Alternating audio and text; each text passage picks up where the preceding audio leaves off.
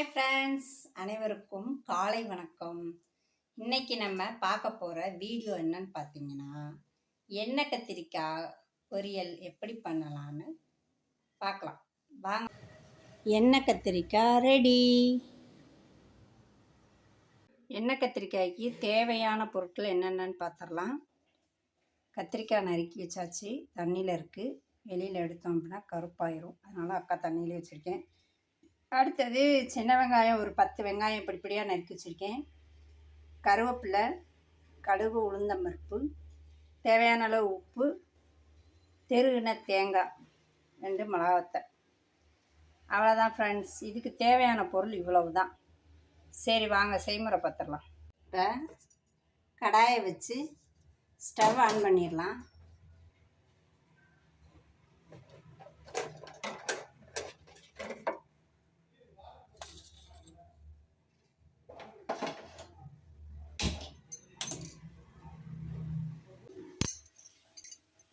Stove on பண்ணி கடாயை வச்சாச்சு, சட்டியும் காஞ்சிருச்சு. அடுத்து நம்ம எண்ணெய் விட்டுக்கலாம்.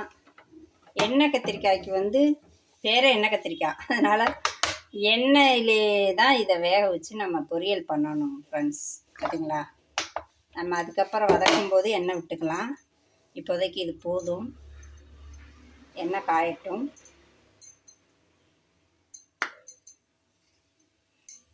எண்ணெய் காஞ்சிருச்சு, கடுகு உளுந்த போட்டுடலாம். கடுகு வெடிக்கட்டும்.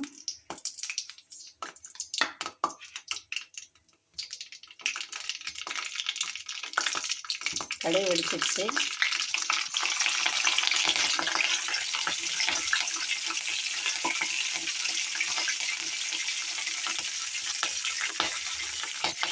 வெங்காயத்தை போட்டுடலாம். இதுக்கு சின்ன வெங்காயம் தான் டேஸ்ட்டாக இருக்கும், அதனால் சின்ன வெங்காயம் தான் போடணும். கொஞ்சமாக தண்ணி தெளித்து விட்டால் போதும், ரொம்ப தண்ணி ஊற்றக்கூடாது. லைட்டாக அப்படி தெளித்தாலே போதும்.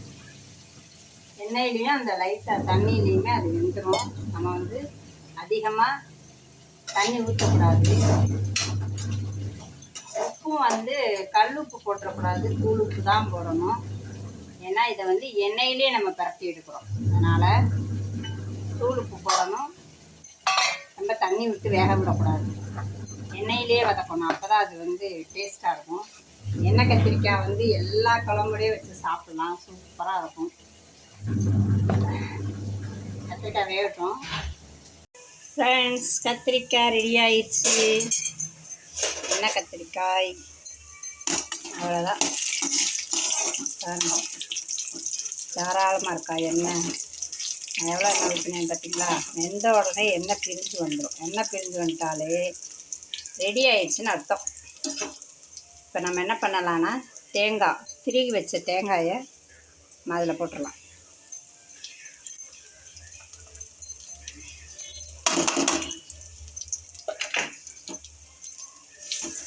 அவ்வளோதான்.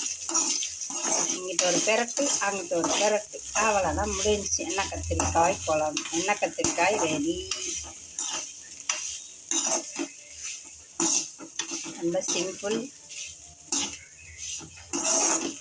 இது காரக்குழம்புக்கெலாம் வச்சா சூப்பராக இருக்கும். சாம்பார், காரக்குழம்பு, இதுக்கெலாம் வெள்ளைப்பூடு குழம்பு, இந்த மாதிரி குழம்புக்கெலாம் வச்சா சூப்பராக இருக்கும்.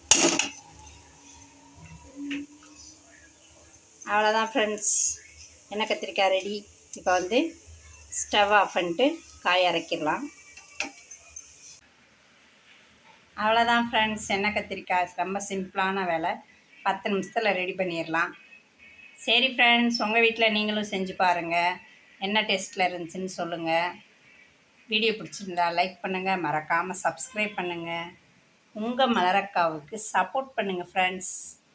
யாரெல்லாம் அக்கா சொன்ன மாதிரி செய்முறை செஞ்சு பார்த்தீங்க அப்படின்னு அக்காவுக்கு கமெண்ட் பாக்ஸில் சொல்லுங்கள். எந்த அளவுக்கு டேஸ்ட்டாக வந்துச்சுன்னு சொல்லுங்கள். ஓகேங்களா? பாய்.